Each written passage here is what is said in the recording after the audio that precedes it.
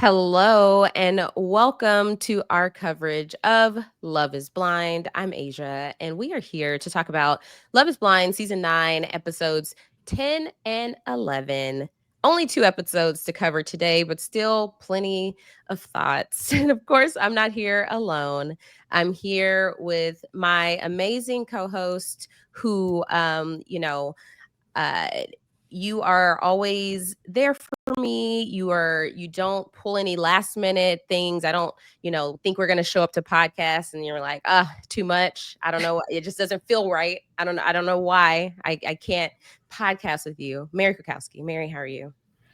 Asia, I love you so much, but do you love me? Because I feel like you don't love me as much as I love you. Are you saying I don't love you how you need I to just be feel loved? I just feel like you don't love me, and I just love you so much. And I just feel like you should love me. Show us your desk space just to see what you're drinking on right now. Nothing. I've got some tea. I was telling y'all pre-show, I have some liquid death. Mm-hmm. So I'm going to try out for the first time during this podcast at some point. Some other people who should maybe be trying some liquid death. Right? Just pure water, no nothing else. 0%. And of course, we're not alone. We're here with a guy who, whether it's Love is Blind coverage, Married at First Sight coverage, The Ultimatum. Well, no, not The Ultimatum, but Perfect Match. Don't add Jason to another podcast he's not a part of. No matter what we're talking about, this guy gives me a hard time. And all I'm asking for is for you to say something nice. Say something nice, please. That's all I need. Say something nice. Jason Reed. Jason, how are you? Say something nice. Good. I really do need more than this is a podcast. I need more than one word answers. Okay. Okay. No, that still only counts as one. Are you tired? I mean, God, I've been working all week, and now you want me to come on this podcast and talk. Can't we just sit here with the listeners and viewers and just look at each other? Can't you all just put your headphones in and listen to nothing for a while? When you came here, what do you come here expecting? You came here expecting a podcast? This isn't the pods. This is a podcast, not the pods. Okay, like can't we just stare at each other for a while, Asia and Mary, and just have fun being together in the same internet virtual space? I just feel like you're so different on camera. Well, this is a pre-show. Okay, this is the show. This is a pre-show where we were talking. Pre-show, you're chatty. I'm like, Jason, we got to start recording. You're like, no. Another thing. We got to talk. And then we that was me. Yeah. Peek behind the curtain here. We tried to start this podcast like 4 times, and every time Asia's like, okay, we're gonna start. So guys, have you had liquid death before? Okay, we're gonna start. Mary, are you feeling okay? Because I feel a little bit of a sore throat. Like, are we starting or not? Asia, who appoints herself the pusher of the record button every time, saying, "Okay, we're about to start." Oh, by the way, no one's making her say, "Let's start now." She's the one that initiates the. All right, we're starting. Oh, and this and that. Like, how many? But yes. Listen, it keeps you on your toes. Okay. Okay. Yeah, sure. I'm good. And I don't know if you remember this, Asia, but I do cover the straight ultimatum with you. With you guys. Yeah, we do. I don't remember that. I'm there. I get kicked out for the queer version, which is fine. I would take Dr. Evjigoda over me as well, but I know that you guys want to pretend the straight version doesn't exist. But look, it's been so long. I truthfully do. I can't keep these shows straight. No pun intended. Okay. Yeah. No, I was, funnily enough, I was on a American Airlines flight yesterday. When I booked the American Airlines flight with the sole purpose of watching to see if they had Rob as a podcast on there. I forgot that I was taking like an hour-long flight and they would not have TVs. But they did have that thing where you can like sign in on your phone, and sure enough, when you sign on your phone, it does like pop up like, oh, watch Rob's podcast. And so I scrolled through to see if I was on any of them, because I'm nothing if not narcissistic. And I did find an episode of a podcast I was on, and I clicked through, and I just clicked a random spot, and I heard myself talking. I was like, wow, that was a really good point. I have no memory of making that, but good job, past Mary. What podcast was it? It was the Memory Wall. Like, it was a Big Brother season 5 podcast, but it was great. So good job to me. So that means I must be on there for season 23. You must be. Wow. Stand around and go, hey guys, if you go to Rob Has a Podcast, Make an announcement. I am on this episode. I'm on this episode. Pull out your phones. Pull out your phones. If you want to go there right now, we can talk about how I was feeling during the recording if you like. I'm here for any questions. You're like, hey guys, I know I might look familiar. It's because From my voice on that one episode of the podcast. I will sign autographs, but everyone needs to come up in a single file line. Okay, I'm not trying to get mobbed here. Right. Well, we are here to talk about 2 episodes of Love is Blind. I'm very excited to talk about these 2 episodes because even though we didn't have as many episodes to discuss, I feel like a lot happened. There is a lot to be discussed for each couple.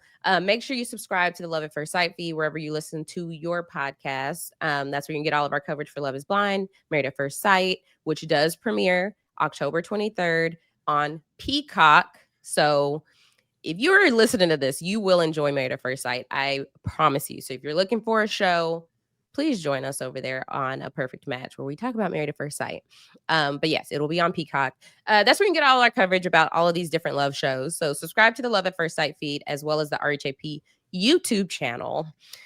So yeah, since I said we have a lot to discuss, let's hop right in. Is episode 10 through 11 usually the culling? I like to call it like the real just like elimination of some of these couples. Like let's get the trash out of here. Come on. When did Sleep Study guy leave?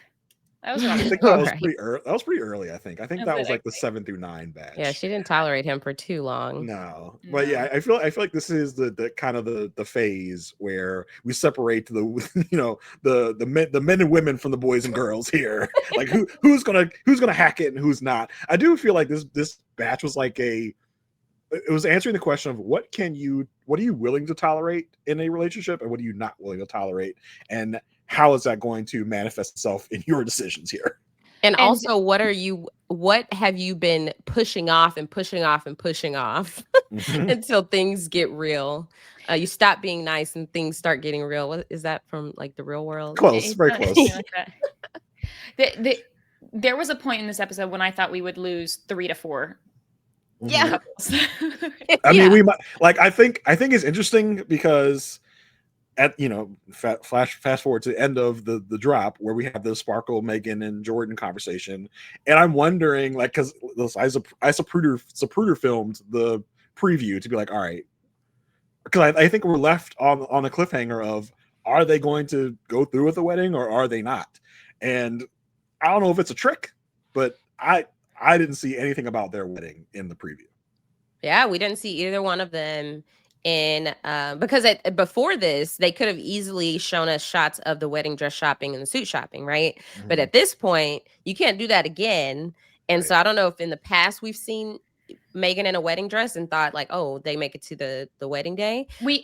That's a good point. Maybe it was her at the try-on. Right, because we didn't see anything in the previews for them. So here's the thing about them as a couple that I think happens sometimes. I can think of definitely it happening on The Bachelor.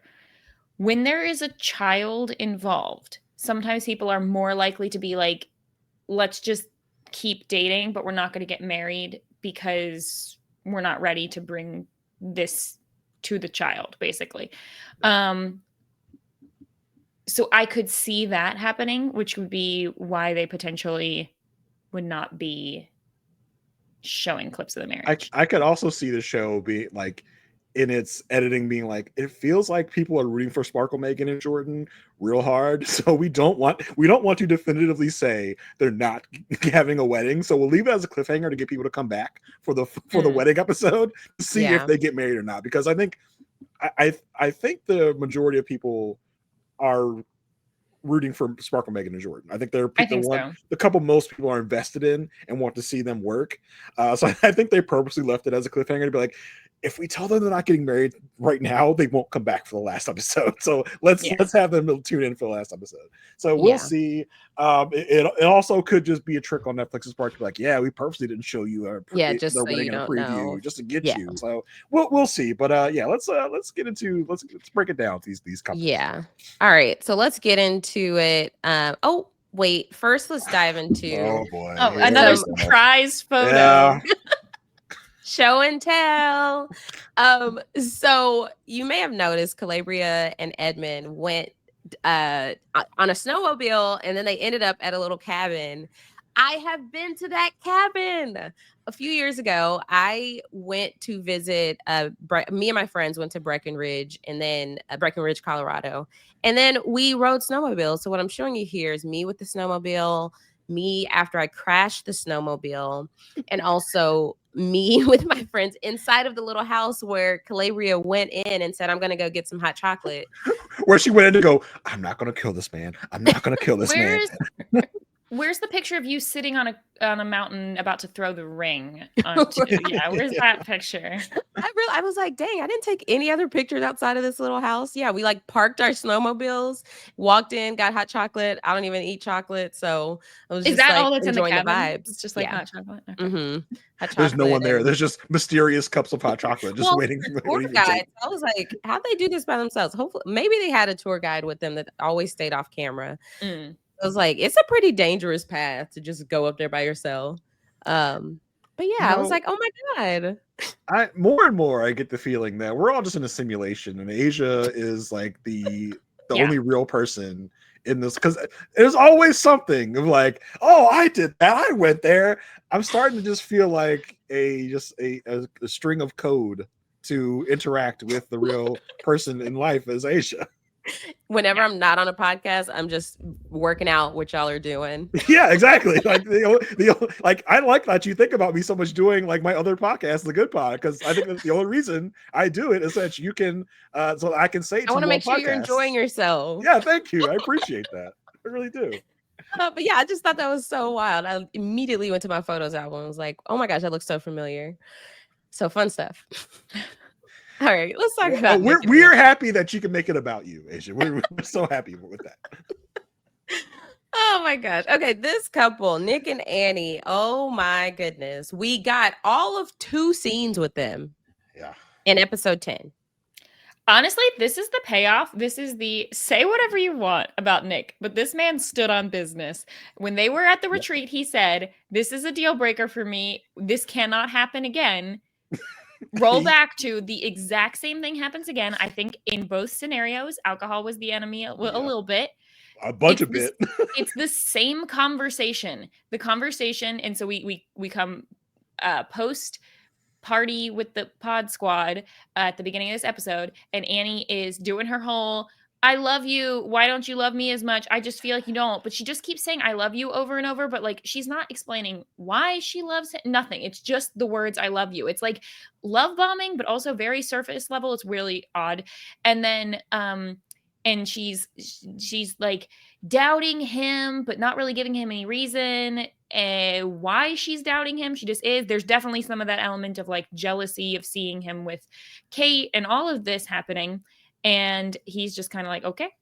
And then the next morning he's like, yeah, so I'm done. so it happened like, again. What I said to you when I said it cannot happen again was not a threat. It was a promise. Right. It happened again, and I'm out. Like the way I don't know what, because Annie a lot of times she'll say, "I gave up everything for you." What does that even mean? What did you give Right. up? Like, what are you talking about? He's the one that is going to have to move out of his nice, cushy mountain house if you guys get married. That would be giving something up. If you want to talk about giving stuff up, I don't know what Annie thinks she's given up or how she's molded his dating other guys, I guess. I don't know how she's molded her life for him, which is also something she said. Like, what are you talking about, bro? Like, I wish you would be a little more, give more details if she has any, which I don't even know if she has any. What did you think about the way that she handled the initial phase of the conversation where he was saying like, no, I'm done. I'm going to say, no, I'm not getting married. And then she was just sort of smiling. Oh no, baby, I love you. Oh, haha, just get over it. Kind of like, it was very odd. I was like, please have some dignity. She was please, trying to like smile her way through it. Like she thought she was going to change his mind. I don't know. Because she was approaching it as if it was one of those, like, we're talking through our potential options, right? When it comes to the wedding. But then once she realized, no, this is our breakup conversation, that's when things switched. And she's like, no, You don't have to decide now. Did anyone Don't give me a freeze yes, frame the don't give me a text? What no. was she saying? I'm so curious. Who So was she she did texting? say, so she was texting a friend, they blurted out. She said 90%, hey, 90% sure, no wedding. And the friend goes, hey, I'm just checking on you. And then it says, why? With a bunch of whys. And she was like, I'll call 90%. you later, currently filming. And then when she was texting at the time, they showed it was Nick won't do, but then it looked moved away. But I don't blame Annie for being confused / surprised because the switch up was real. Like they were on the couch talking. He's like, man, that was such a great brunch. We really needed that. We weren't in a good place last night. She's like, yeah, yeah, I had too many drinks. Like, and he says, well, yeah, it reminded me of Cabo and the argument we had. And I told you, if we ever had it again, it would be an issue. Like you were putting words on my mouth again.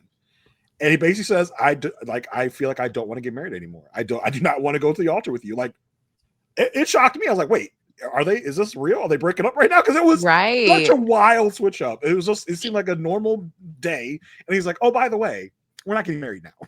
Like he went into that conversation knowing he was going to break up with her. No, I wasn't shocked because I would have been shocked if he had, based on, I believed him when he said it can't happen again. And so I was like, oh, it's happening again.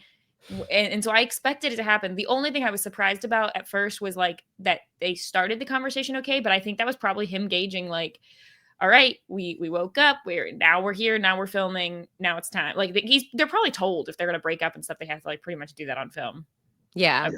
I mean, here's the problem. Like even with the initial their first scene where like even in that conversation, obviously she's drunk in this moment. She admits so, like saying she had too many drinks. The problem is Nick is not loving her how she wants to be loved in like the love languages sense. Like he's like, I took off work 5 hours to help you with your salon. Okay, maybe acts of service is not one of her top love languages. Like, but what is version of like giving words of affirmation? Clearly, like she clearly wants him to be saying how he feels, not just showing it in the way that he's showing it.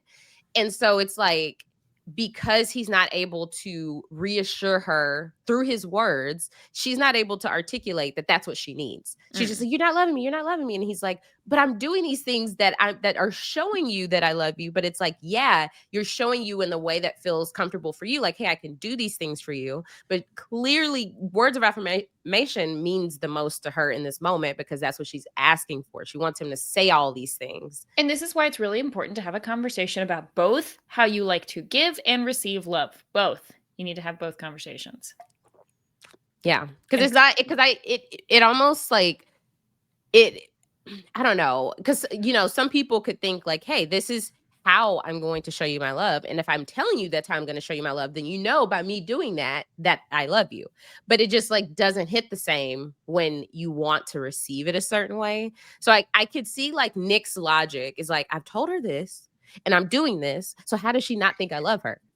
So I kind of get where drunk Annie is coming from because it might it might not be consistent enough because there's one thing when you're in the pods, right? And all you can really do is talk. And Nick is love bombing you because that's all Nick can do right now in this moment.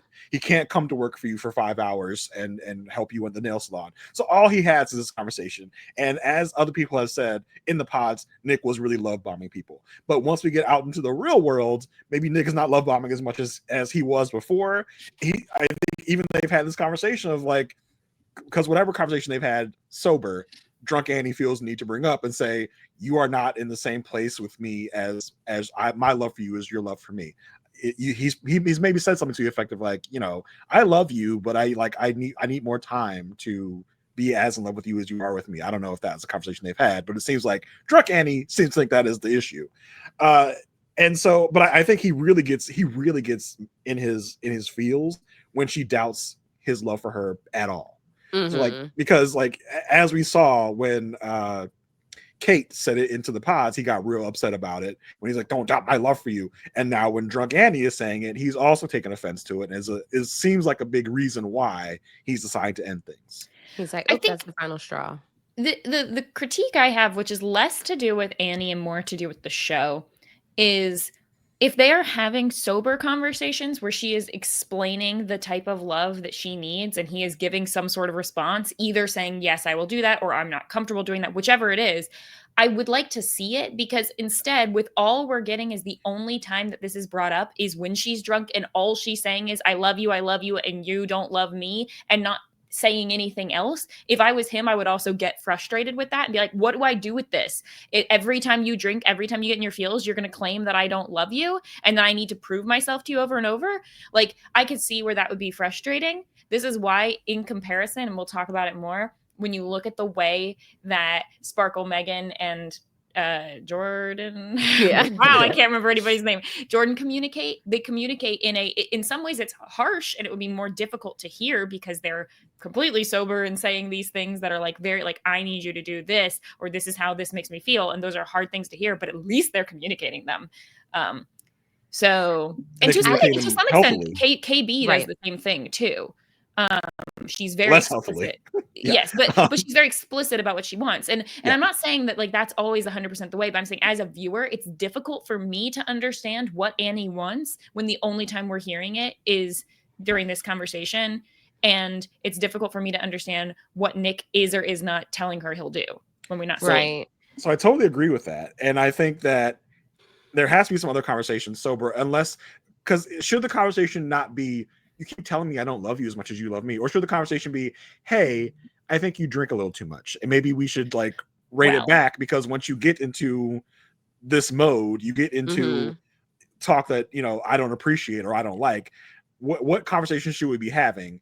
You know, if there are times when we're like Mary said, if we're sober, then you're actively giving me examples of how you think I don't love you. That's one thing. But if you're just doing it when you're drunk, maybe the conversation needs to be like, maybe you should like, he should talk to Allie about how to address drinking conversations. And I gotta say, like, I feel like it probably goes without saying, but like, we don't have the world's best understanding of the extent to which these people are actually drinking. Maybe this is how she is after 2 or 3 drinks. Maybe it's 8 drinks. We have no idea. We don't know what is or is not like a habit or a problem or just whatever. Right. What we do know is if you are in a marriage and a partnership, and you are uncomfortable with the way that your partner behaves when they are drinking, then that is a problem. And likewise, if you feel like you are not drinking very much or that it's not a problem and your partner feels like it is, that's a disconnect that you're going to have and a lifestyle difference. So it's that part. I'm not trying to pass judgment on either Annie or Anton in these cases where we don't actually know, like, you know, what is or is not quote unquote a problem based on that. What the problem here is, if your significant other doesn't like it, then that's going to be a problem in your relationship, regardless of how much it is. Yeah. Go ahead, Ish. I was just going to say, I did see an interview with, when I say I saw an interview, I saw a clip. Okay. I saw a tweet about a headline, about an article, about an interview. Let's be real. No one watches interviews anymore. Okay. Everyone just watches clips. So we get what you say when you say you watch an interview. I just want to set the record straight in case I'm missing some context. But I did see a clip of an interview with Kate saying that Nick wasn't actually dating Annie the first few days. Like, it wasn't until the switch up started to happen with Kate that he started consistently going on dates with Annie. And she said that was like day 4 or 5, which we know they're in the pods for like 10 days.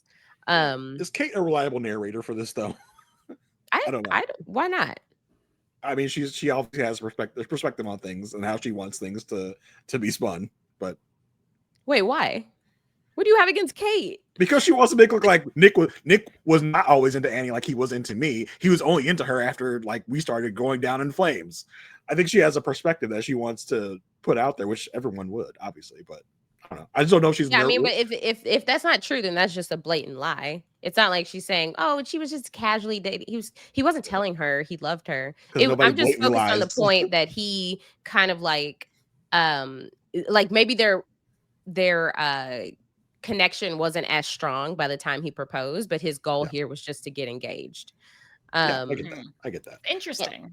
Which I was like, that's interesting, because clearly Annie it felt like this dynamic in the end was like Annie is crazy about him. She can't really, I mean, I don't know if she can really explain why she is, but it's just like, But she's rearranged her whole life for him. For Yeah. him. Asia, he's Nick fucking Amato, okay? That's why, all right? He can do you can everything. do all these things, he said, but marriage is more important. Sorry. Boy, the way that he just calmly was just like, you don't want to do this. Like, let's not drag this. She's like, please, I can be the wife that you need. He's like, you don't want to do this. Like, let's not drag through this. There was a switch that flipped that said, there is no connection here. I'm done with this. I have no reason to try to spin this or try to like, oh, we could be friends after this, because it turned into just by her saying, you're gonna regret this. Da, da, da, da. He's like, you can't force me to go to the altar, Annie. Yeah. Like, oh, he had enough of it at a certain point. He's I'm done. She's not asking you just to go to the end, just to through the motions. Like, she wants you to be with her. Like, it wasn't just like let's not quit the show. And so that was so weird to me. Yeah, she was hanging on for dear life. She was almost like begging and pleading him to stick into this. He was just like, I already said no, so I don't know what you want me to do here. And it's like, does Love Is Blind production rent these apartments by the hour? Because it seemed like it's like they're like, once they broke up, all right, we got to pack our stuff up. Production's making us leave right now. We have to pack our things right this moment and leave out the door. Same thing happened with Joe and Madison. Like, as soon as we call it quits, we got to pack our stuff and leave because they're kicking us out in an hour. I want to know with every single couple what happened to the ring. That's what I want to know in all of them. Yeah, I don't know. But yeah, the Nick and Annie thing That's was what's interesting. Shocking. I was like, oh, yeah. Nick, speaking of Nick, he did create well, I guess he did. He created a TikTok video that he posted and was talking about the rings and basically just saying they give them which I feel like we already knew, like they give them a catalog of rings. They select those. If they want to go bigger, they can, but they have to pay the difference. Oh, interesting. So the initial rings are paid for? Mm-hmm. Okay. Oh, interesting. I'm surprised. Okay. I thought he had to pay for them regardless. Yeah, the way Patrick was talking, I thought he paid for everything out of his pocket. Like, give me the ring back. I mean, maybe he paid for the premium. Yeah. Like, yeah, he wanted it. He made it nicer. I feel like Casey. What was her name? Casey. Yeah. Casey? I could believe that Casey would be someone who might want an upgrade. Yeah. Just to put a pin in Nick and Annie, I just felt like she started to beg him to be with her, which it was very clear in his mannerisms and how he was behaving during this breakup, and not behaving, but just how he approached it, that he was done. Like his decision had already been made before he entered this conversation. So it was just, it hurt to see her begging him to stay. I think here's something else that I'll say, and people are welcome to not hold the same opinion. Breakups, especially ones that are filmed, are super uncomfortable and terrible situations. And I'm never going to blame someone as long as they don't get violent or racist or start doing low blows and like saying really mean things. I'm never going to blame someone for looking embarrassing and messy during a breakup, or for the person who is usually ending things to be extremely like no expression stoic, because that's how they've decided they need to approach it. And I respect both of those, because I could never imagine having my breakup filmed needing to be on TV. So, you know what? I feel for them. My worst part is I'm watching the whole thing going, oh, they're going to have to watch this back. Oh no. But yeah. Listen, I deal in secondhand cringe and embarrassment, and this was fantastic. It was just like chef's kiss. Because by the end, when they're packing, she gets real. Like, I wish you would have told me this was your plan the whole time. He's like, this wasn't my plan the whole time. Like, I thought we were going to go through with it. You just thought but I think at the end of the day, I really want to know if they had any problems sober, because the only time we saw them have problems was when she was drunk. Well, I think they were just avoiding their problems sober, because for her to bringing up that, like, she felt this way sober, but it was when she was drunk, she just was like, I'm just gonna let it out. Because he even agreed, and like he's like, yeah, because she's like, oh, I had too many drinks, and he's like, yeah, I know you were just like voicing your concerns. Well, I mean, even she says she was voicing concerns, but not the way that she would put them out if she was sober. Like Right. there are things Exactly. on her mind, but they came out the Right. wrong That's what I'm way. saying. So, yeah, Yeah. That's but what I'm saying. like Nick is taking these things when she's drunk as if a sober person was saying them, which I hope at the end of the next day when she's sober that they had an actual talk about it. But like you said, Asia, maybe they're just totally avoiding that, and he's just taking drunk Annie's word on things and Yeah. ending things because of that. Yeah. Well, speaking of breakups, let's talk about Madison and Joe. Okay.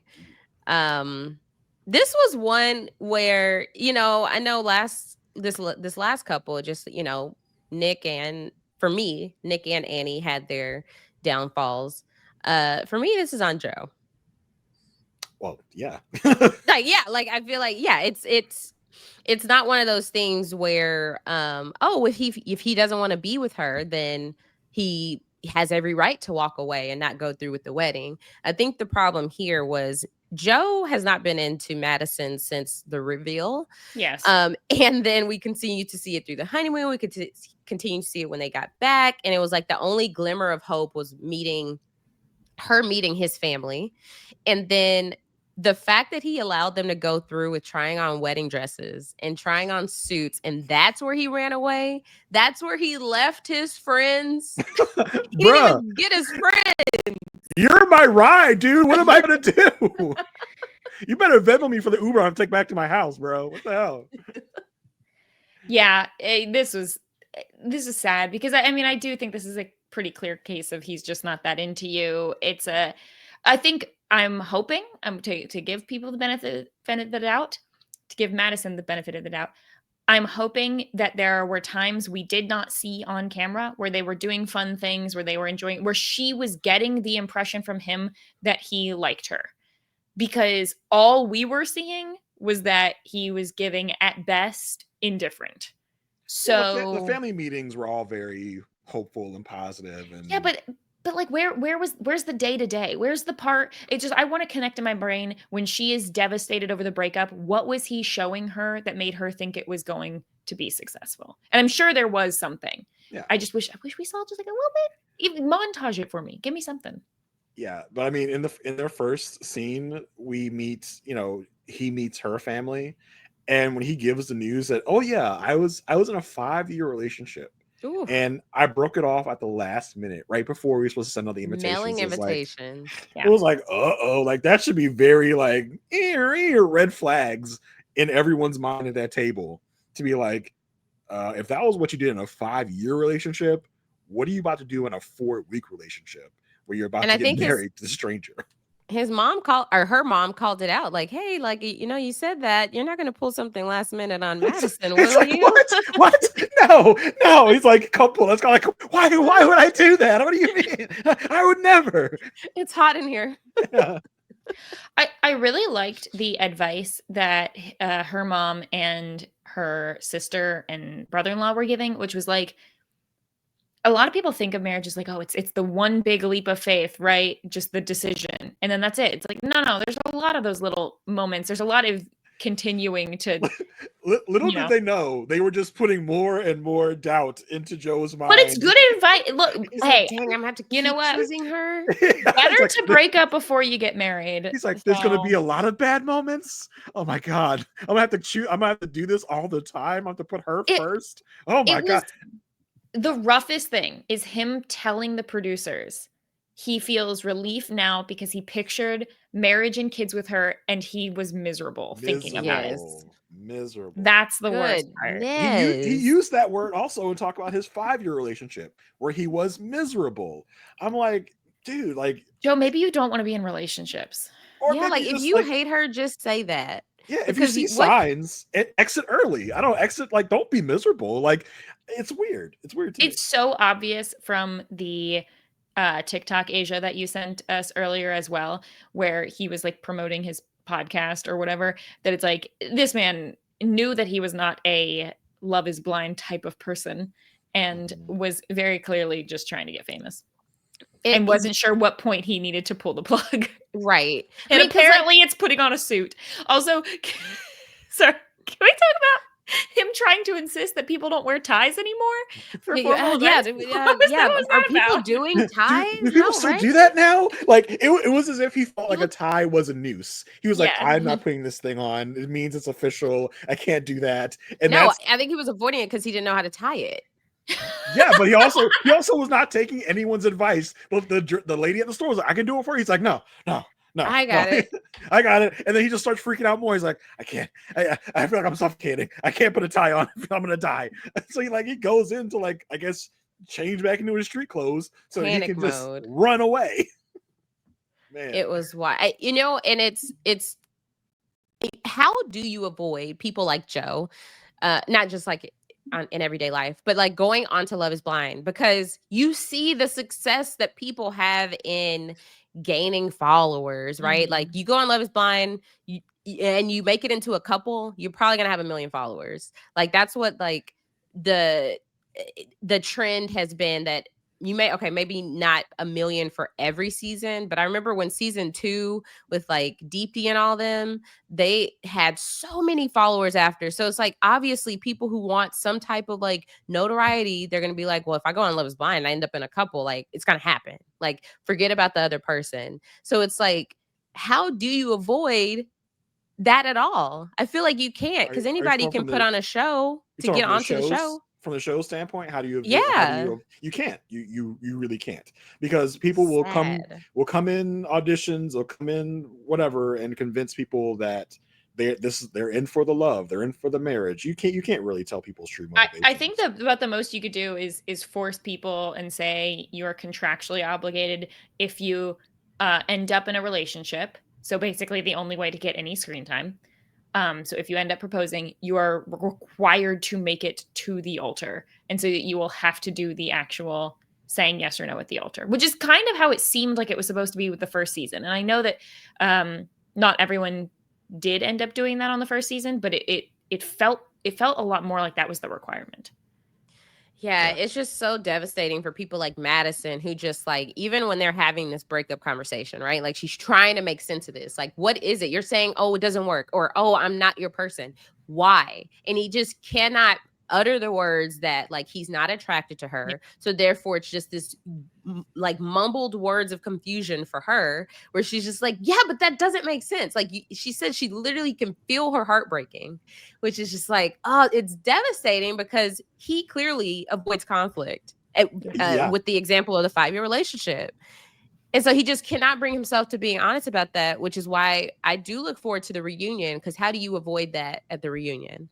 You just do what he did here. Just be like, I don't know, and just leave it. He gave her Vanessa, nothing. I need you to come through.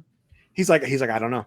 I can't tell you. And I don't know. Like we talked about, like what was he on at the retreat?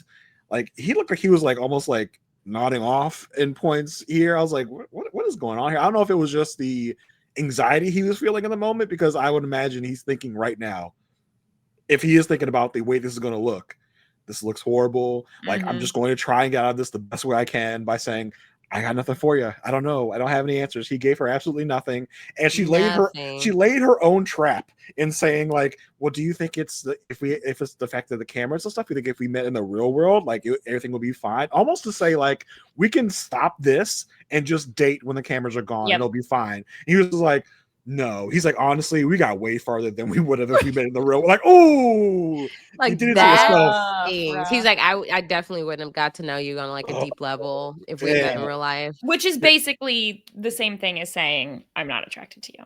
Yeah, exactly. Or he just doesn't like her as a person. Like, period. The whatever the day-to-day is for them, it's just like, I cannot. Maybe she likes to talk about makeup. Maybe she likes to talk about like show him cute TikTok videos of dogs, and it annoys him. Maybe that's like, maybe the day-to-day stuff is just like, I can't do this with her, like, because we hear a lot that they are having sex a lot, they are touching, cuddling a lot. So maybe it's not the attraction thing, maybe it's just the personality doesn't vibe. It's just like, then why doesn't he just say something? He just needs to say something, because all of it is bad. He does not want to look bad. He gives the nothing answer so you can't point to something and say, you said this horrible thing about her. So he's trying to get out of this the best way he can, just by saying nothing, just being like, that's what I don't know. That's what got me was her saying like, "Are you fine with us like not cuddling anymore or having sex anymore? Or could you imagine seeing me with someone else? Like, oh, you don't even care. You're not even hugging me. I'm crying and you're not even hugging me Okay. or anything." I'm It's like, like, Madison, he's breaking up with you. Like, right. Yes. he's not in a position to be like, "Oh, I want to console you." Like, it's No, just I was continuing to like, hit home for her. Madison, stand up, because like he bolted from the tux fitting. You know this. You're calling your mother, crying. He walks in, and she's like, "Hey," like gives him a hug, and he's like, "No, like that, like be mad at this man. Like do not keep giving him outs and ways to fix this. He's breaking your heart in the moment, and you're acting like this is." At times she's sobbing, and other times she's like she wants to get back with him. I'm like, no, just let him go, please. He's trash anyway. Let the trash go. Get one step away from the trash.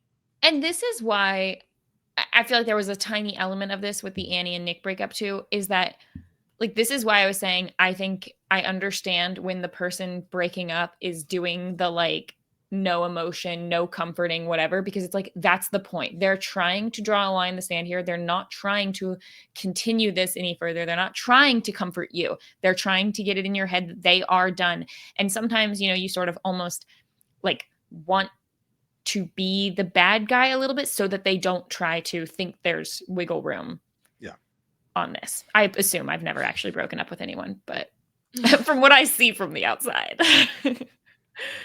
This just blew my mind because it was just like it was very clear, and Joe just had to keep saying like she's not the one. Like in his confessional, he's like she's not the one. Like I can't be with somebody who's just not my person. Yeah, I can't imagine building a life with her, having kids with her. I would have been miserable. And the stark difference from him in the apartment to him outside after he leaves is like night and day. He's like vibrant. He's like, oh my god, like like he literally says, I feel like a weight was lifted off my shoulders. Yep. I'm so relieved. Like, yeah, we can tell. You seem like you have had like just as he says, has the weight lifted off because he's done now. He's finished. Right. Man. Yeah, because because like at this point, it for Madison, I would be focused on when did you start having this realization? Because was it before you met my family? Was before I met your family? Like, just start getting some like solid answers about his feelings, quote unquote, evolving, because he's felt this way from jump. We need to construct the timeline. Like, just imagine like a whiteboard in Madison's apartment. Like, okay, he started acting funny around here. Like, right. But like, I got you. I could tell a good story. Oh, oh God, Claver's got the events down pat, and I just feel like we as viewers saw the evolution of Joe's feelings. Right, we were all suspect of how he's feeling at the reveal, at the retreat. I think we all saw like, okay, maybe this can work. After she meets his family, he seemed more hopeful, but now it feels like closer and closer it got. It was just like it's dawning on him like, no, this can't happen. I think he's probably in his mind like, when do I end it? When do I end it? When do I end it? Next thing he knows, he's at a tux fitting. He's like, I think I've gone too far. I think I should end it already. Like, now he's like panicking and he bolts like literally as if he's in like a Mission Impossible movie, and the mission is to get the F out of the tux fitting. Everyone's like, where's he going? You see everybody in the waiting room like, is that Joe? Like, where is he going? Right. He's in his truck. Oh my God. So yeah, it was wild. We've never seen anything like that before. Right. It's funny because like the way Joe talks when he is just kind of like all over the place. Like we saw it when he was talking about Nick and how he felt about him. Like he couldn't finish a sentence. And then in this confessional with the producers, he's doing the same thing. Like, oh, well, like, yeah.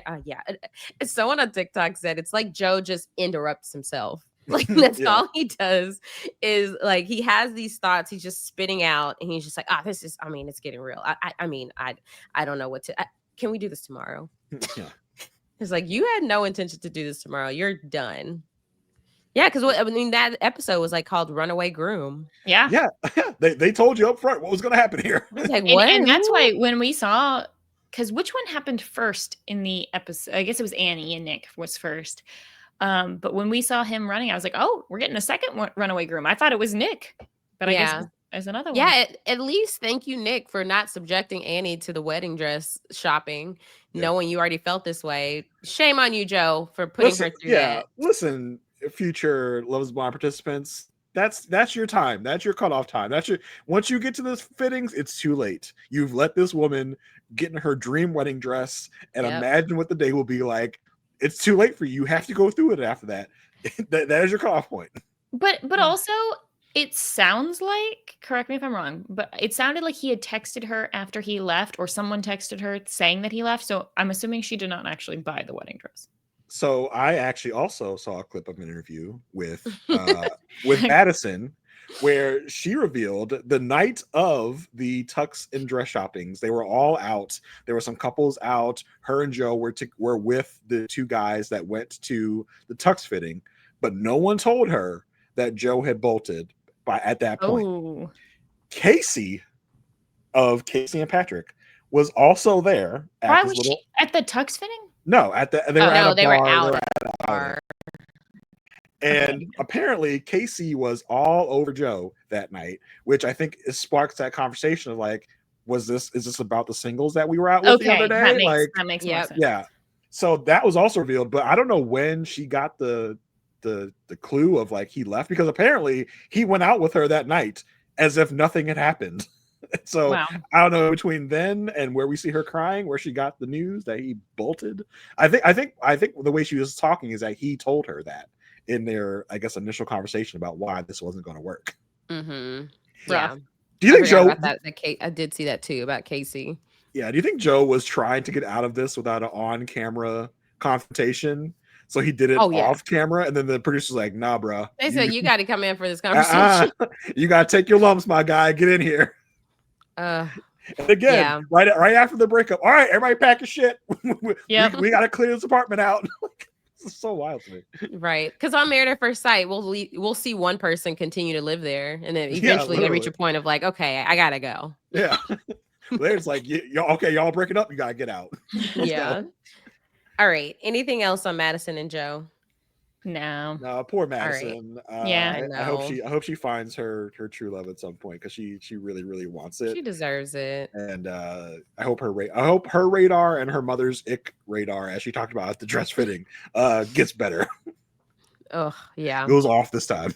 I think Madison just wanted it so much that she was willing to bypass the obvious glaring red flags that were like hitting her in the face. But yeah, I also think Joe needs to learn, like, because people were telling him several times, like, hey, like, nobody's perfect.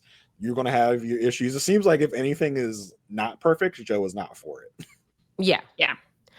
All right. Let's talk about Anton and Allie, which was really interesting for them because we're getting this continuation of like the last batch. She finds out that Anton had this like wild lifestyle with his friend. But now we're getting to see like Allie get on her like investigative skills and find that the alcohol in their home is depleting quickly. And she's like, wait, what is happening? Because even her's like, oh, let's grab a drink. He's like, oh yeah, we could split the last one. Last one? What do you mean? Where's the 12-pack of beer? He's like, oh, sorry. His friend came up, or did he say? He said it was was it Patrick? I'm assuming it's the Patrick. Yeah. Patrick came over. He's like, oh, so yeah, we had 4, but then later in the conversation, it turned into one for me, one for him, and he just kept saying a couple. And I think him approaching this in such a joking manner was kind of like off-putting to her, because this is a serious concern for her. She already thinks he drinks too much. I don't even think joking is not the term I would use. To me, this screamed of, I know she's not going to like the answer, and so I'm going to try and play it off like it's joking. Even to the point was when she says later on, do we have any tequila left? And he says, oh, I don't know. Let me go check. He knew. He knows. He there knew. Wasn't any. He gets brother. up, walks over. Oh, no, that one's gone too. The way that he tried to be at first saying like, well, maybe you had some. I don't know. How many did you drink? He knows where this is going and is trying to misdirect her off of it. And it's so obvious. And I was like, this is so uncomfortable. I hated this whole conversation. My brother literally texted me and was like, I know that move. He's like, when he was younger and we'd be like, Aston, are there any more gingerbread men in the pantry? He's like, I don't know. Let me go look. No, and doggone well, he ate them all. There are only 2 of you in the house. Like, it's like exactly. He's like, oh my God, Allie, the alcohol bandit struck again. He came in here and took all our alcohol. It's like that that I think you should leave sketch where he's like, we'll find the person that did this. I swear to God. Exactly. It's like, no, bro, it's you. No, I was on his side for a minute. I was like, here go Allie again, being too much about this. But then when he starts doing the math wrong, he's like, yeah, yeah, Patrick came over, which Allie was. I don't know what Allie got a problem with Patrick, or she's the one nobody at her house. She was like, wait, Patrick was here, like in my house. It's more like, why didn't I know? Yeah, it was the lack of transparency. Like, you have people, like, if you have anyone over and then he just never brings it up, like, that's weird. Yeah, I guess. But he goes, yeah, we had at first Patrick was in the house drinking 2 beers. Then it turned to, no, I met Patrick downstairs with 1 beer for each of us. Like, okay, so if I'm doing I'm like doing the little math in my notebook. I'm like, okay, scratch out the 4, it's a 2 now. Like now we have accounted for 5 out of the 12 pack of beer. Allie had 2, so Allie had 2. 7. We're about to have 3, so now we had 4, but now it's only 2. So that's 6 and 7 there. Where'd the other 5 go, Anton? And Anton's just like, yeah, I don't like. I mean, he tries to say like, yeah, I drink a beer or 2, like, have some beer with my movie, blah blah blah. It was at the tequila where I was like, uh-oh. and she goes, well, we also had a 12 pack of Coors. Just like, I was like, I don't like. The problem here is we don't have a timeline of how long they. Well, he said, oh, you have a problem with like how much I've drank in 10 days. But we don't know that. We don't know if that's when they got the beer. Or did they have 24 beers at the start of the 10 days? And is it that he had it over 10 days, or is it that they had it and for 8 or 9 of those days they weren't drinking, and then all of a sudden one day he drank all of it? Like, right. Fudging some numbers. Right, exactly. So it was blurry at that point. But when she goes, what about the tequila? And he goes, oh, the tequila. Let me put on my thinking hat. Let me see. As if he didn't put that tequila bottle in the recycling the other day. Like, as if he's like, let me check. Oh, you know what? That's gone too. Who did that? Who opens the fridge for 1 second? No, it's not in there. It's not in here. I was like, uh-oh. I was like, okay, now we might have an issue. I also think that part of that is that he knew at that point he was on thin ice. Yeah. And then she brings up tequila, like, oh, she's really not gonna like that I drink the tequila. Let me act brand new and be like, you know what? Let me check. Oh no, it's not there. Oops. I think the other problem with this was how dismissive he was of it. And I drink, you drink, bruh. Like, she's bringing up a point and just like, it seems in excess from her point of view. And so let's have a discussion about it. I think a lot of it's also the lack of transparency, the fact that in the pods he said he didn't do that anymore, that kind of thing. Yeah. And also the line of, in all sitcoms, movies where an alcoholic clearly has a problem, he's like, I can stop anytime I want to. Like, if you want me to stop, I'll stop. Like, it's not a repeated pattern, so therefore it's not alcoholism. And it's like uh-oh. I saw someone somewhere on the internet say, like, clearly Anton isn't an alcoholic because he said he could go 1 to 2 weeks without it. It was like, it's one thing to say it, it's another thing to do it. I'm not accusing Anton of being an alcoholic, but I can also not just boldly claim he hasn't been drinking in excess if he hasn't actually done it. And Anton, weirdly, Anton is only one of like the 10 people we've seen on the show seemingly not be in a scene where they were a drunken mess. Like, so maybe Anton can really just handle his liquor. I don't know what it is, because he's one of the only people we've seen to be like, has never had a drunk episode. Even Allie in this moment is seemingly a little buzzed, but Anton just seems put together all the time. Maybe that's just because he has a high tolerance for alcohol because he drinks so much of it, but I don't know. It was weird. The other thing that I am going to call out Anton for is I don't love I know it's instinctual, but when you're having a conversation or an argument about one thing, to throw it back at your partner and bring up something completely different. Oh, well, you never do the chores. But it's problem that I drink, but it's fine for you to be messy. I'm not saying that her not doing chores and being messy is okay. I think that's a separate argument, but don't bring it in this one to try and win the argument. Let's finish up this conversation we're having first. It's too. We all have our things, okay? Yeah, it's two very different things. It's wild. And I also think this could be impactful to Anton further than getting married or not. This man, his job is to train truck drivers. Like, if you're on national television being like, you have a drinking problem, it's like, that might be an issue for Anton in his company, because his job is driving.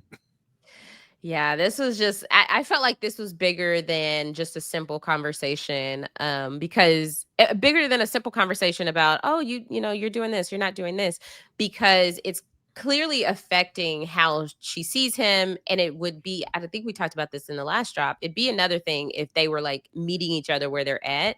Right. But it's like, it's clearly a concern for her. And even when they're meeting with his mom, their commonalities were how they want to raise their kids. They both grew up Christian.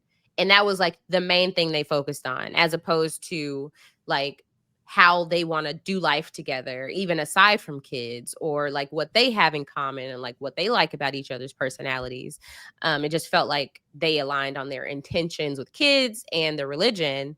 And so I was just like, okay, wait, was it just a very, I mean, because they were the couple that we only saw in episode 1. And so it's like, okay, what did they really like? What at their core, what are they really? Where is their connection base? Mm-hmm.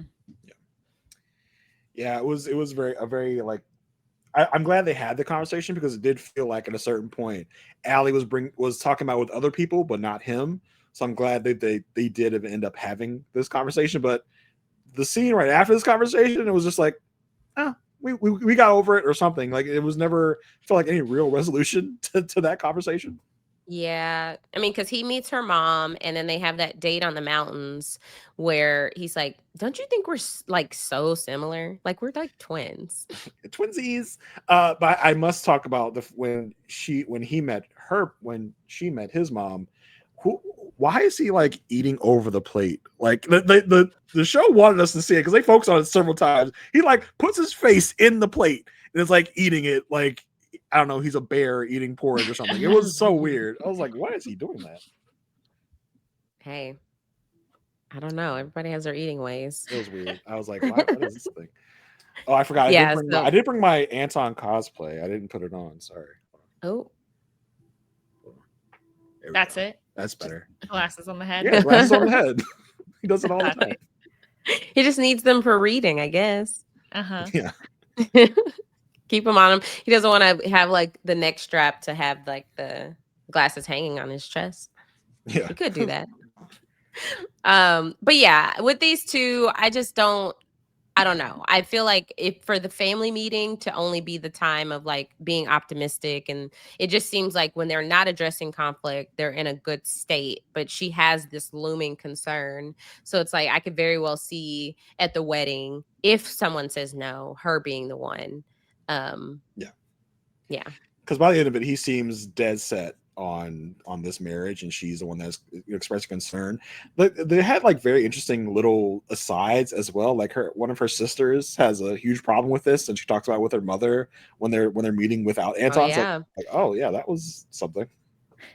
Yeah. But it seems like she has other sisters who are fine with it. So Yeah. I don't know. I'm not sure what one sister's deal is.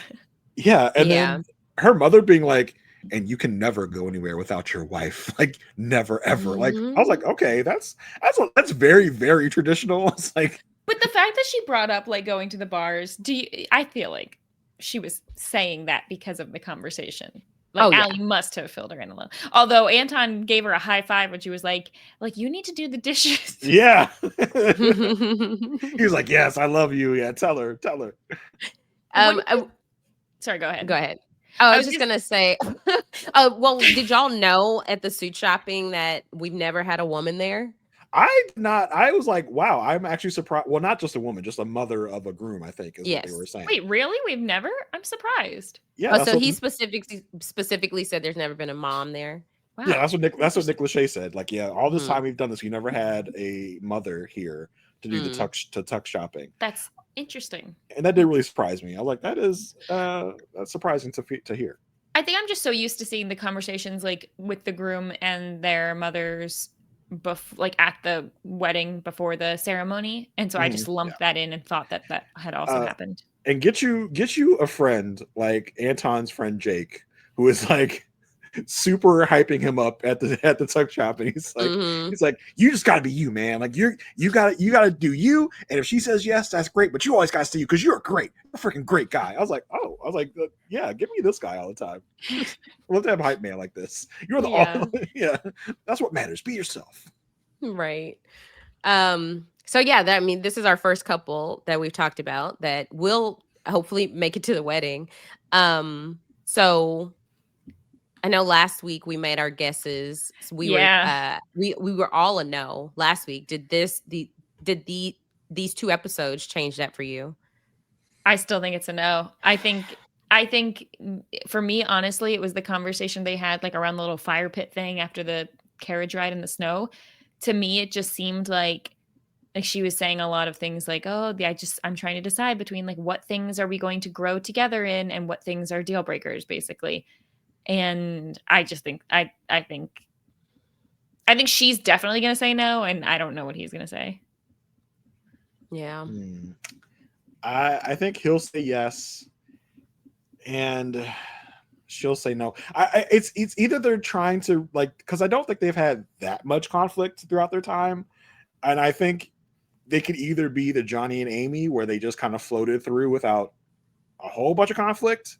Because most of this drop was very positive for them. They were talking about how much they loved each other, it's about how right they were with each other, how much they align on values and all this. And yes, we had the alcohol conversation, but I feel like for the most part, they've gone through this experience without a lot of hurdles, which would lead you to think it's like a Johnny and Amy where they're just like are the golden couple and they're fine, or it can just be a thing where like, yeah, we just didn't see them argue on camera a lot, and surprise one of them says no. And I think if someone says no, it will be Allie. My final guess will be yes from him, no from her.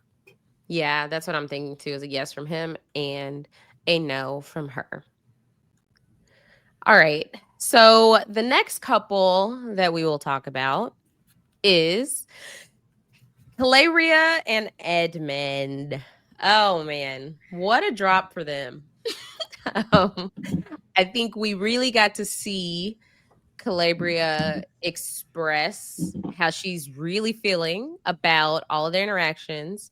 It's like the main premise is she feels like he's different on camera, and that I really appreciate not only her saying this, but them showing the stuff that we don't see. Like her recounting events like in the car before the snowmobile, or even leading up to the big party, giving us that context, because the first thing was going to the Western themed party, right, where she just needed his help to find stuff, and he's like, no, I'm gonna be late. And then not only not being helpful with her getting home, him just still being like, hey, do I look good in this? Do I, like, constantly like trying to, knowing that she has a limited amount of time now to get ready because she did have to make that additional stop.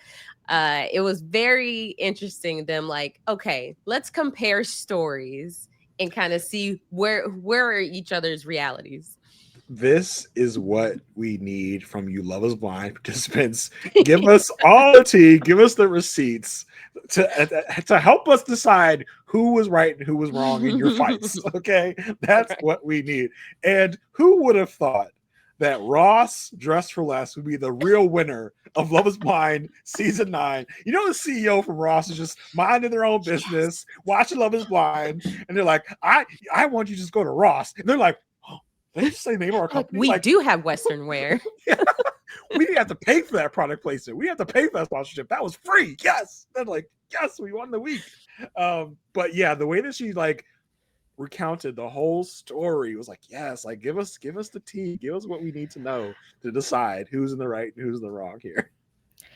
Yeah, I love this because not only do we get like a full recounting, I think the way that she goes about expressing her issues with him is so like, unlike Annie, who just says, I don't think you love me. She's like, here is explicitly like where I was coming from, why I said and did the things I did.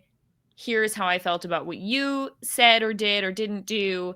And like she does do a bit of the like quizzing him. No, tell me what upset me. Was it that line? No. Which one was it? Like she does do a bit of the like teacher move, which I could see could be which is grading. That's why I think she's mother. That's why I feel like it's a mother-son dynamic. It was almost a scolding tone. Yes. Of like, and I think I could see that might not all work the best, but I appreciate, at least as a viewer again, getting to understand exactly her insight. And I almost feel like also if he was able to speak to her in that same way, that she would understand it more, like understand where he's coming from sometimes more.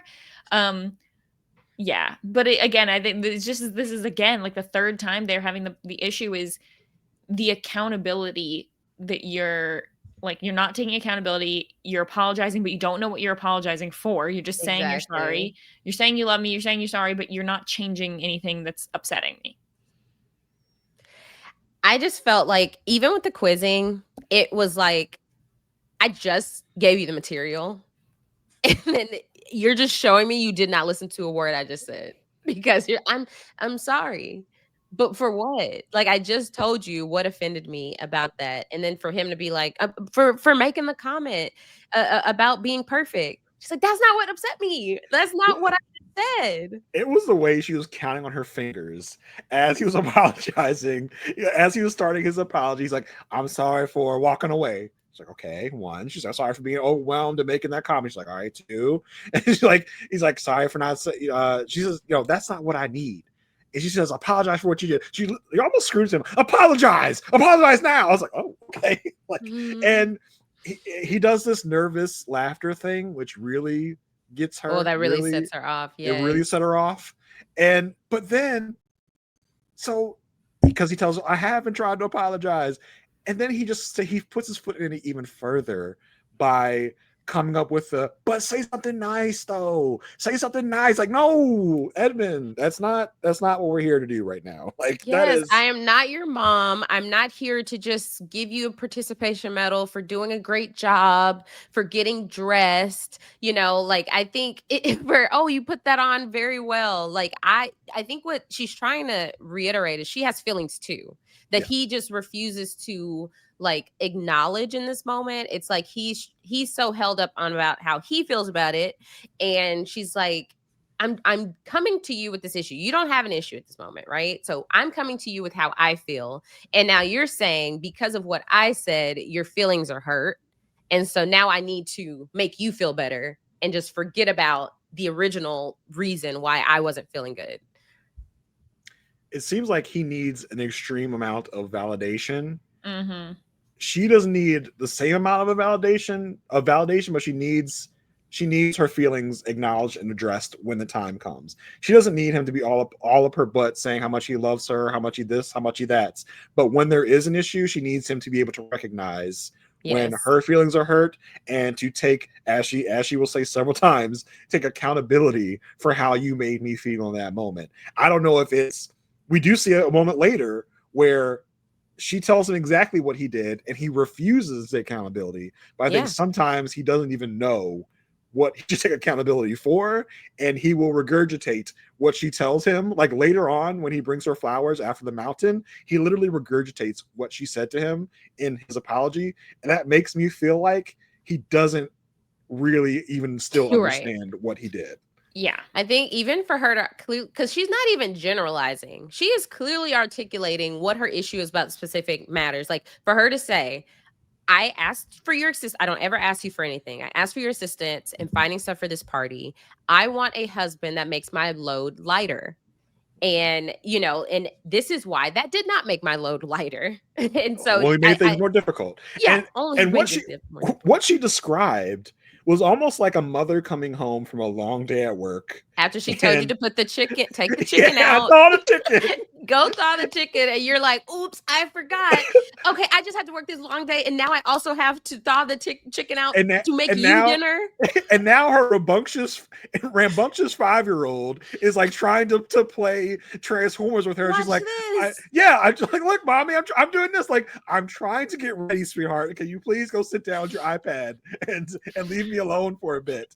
And this instance was, I'm mad at you. Don't act like we're not fighting right now. And I don't even know if he knew they were in a fight, because he's still just being himself, which is a kind of self-centered like attitude of like, I don't care what you're talking about. I want to still be fun, playful with you. Like, and I think she's trying to reiterate to him, we're not in that mode right now. That's not where we're at. Yeah. But he is too into himself and what he's feeling and thinking to really even acknowledge her feeling in the moment. It's wild. It's crazy to me.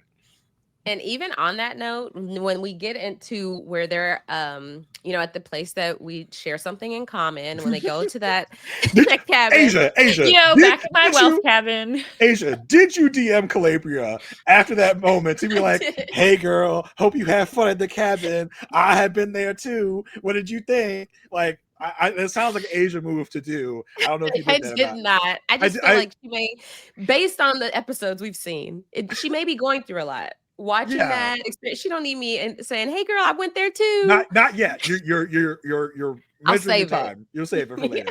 I in before the mountain though, and it's still in that same argument where she's like, and something that like broke my heart for her is where she tells him she still loves him and she sees his potential. Oh, and she says, but potential has broken my heart before. I'm like we see it a lot on these type of shows. Like people are with people for their potential. Like no, fine, like. You need a fully formed person. I'm sick of the potential thing. Like you need to like them where they're at now. Yes. And not just, I would like you more if you get to this point. It's almost like I'm going to teach you how to get there. Don't be like find someone that is, not because no one's fully formed, but stop falling in love with potential, because most of the time that potential is never going to arrive.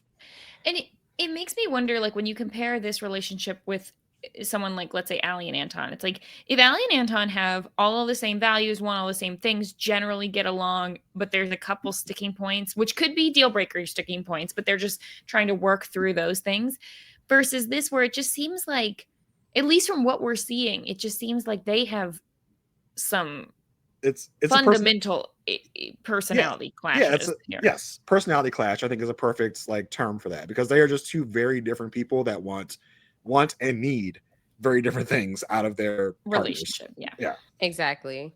So on the mountain, I already knew things were about to get tense when she gets down to sit down and she said, "Thanks for helping me down," and he did it.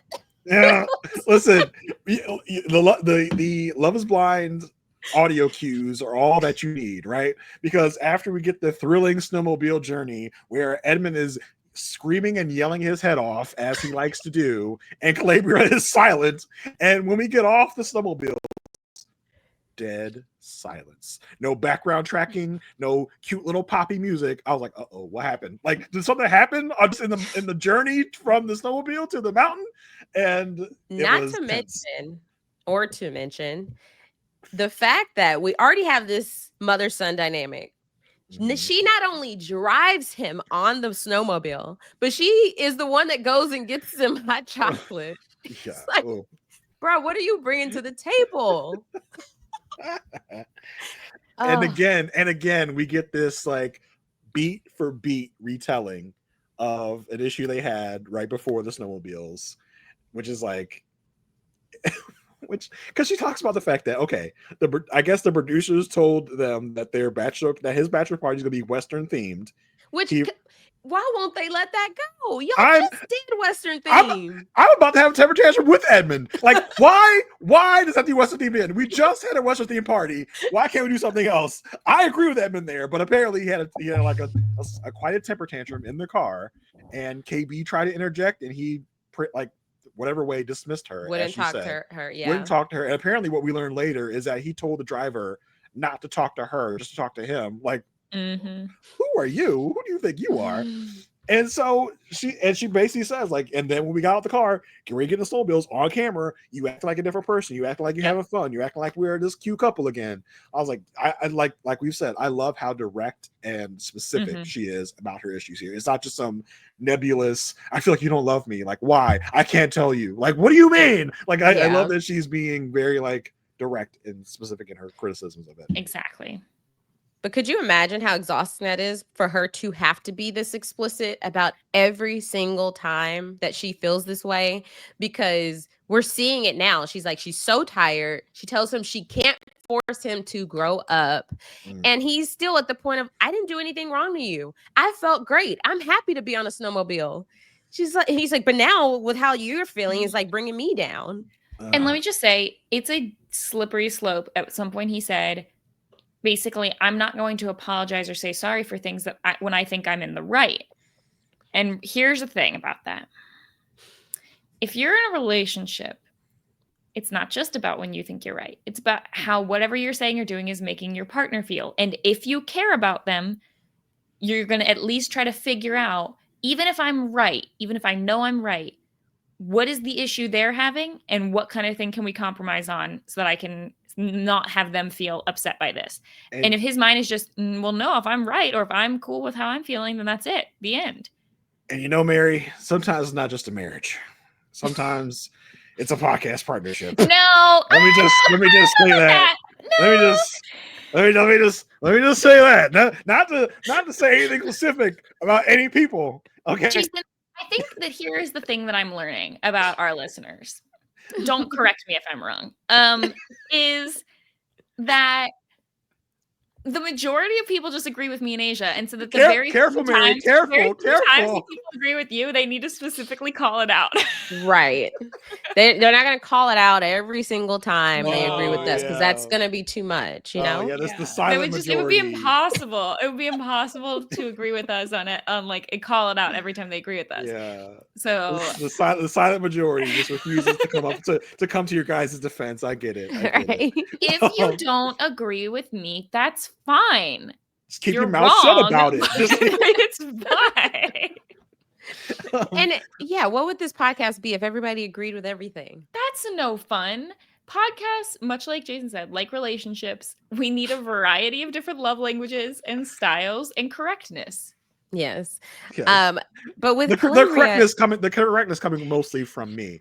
Calabria and Edmund, I knew that this argument was going left when he goes like, why are you yelling? Why are you yelling? Why are you yelling? When it's like she's explaining, like she's actually answering his question, but he's in this, why are you yelling? Like he's not listening to her.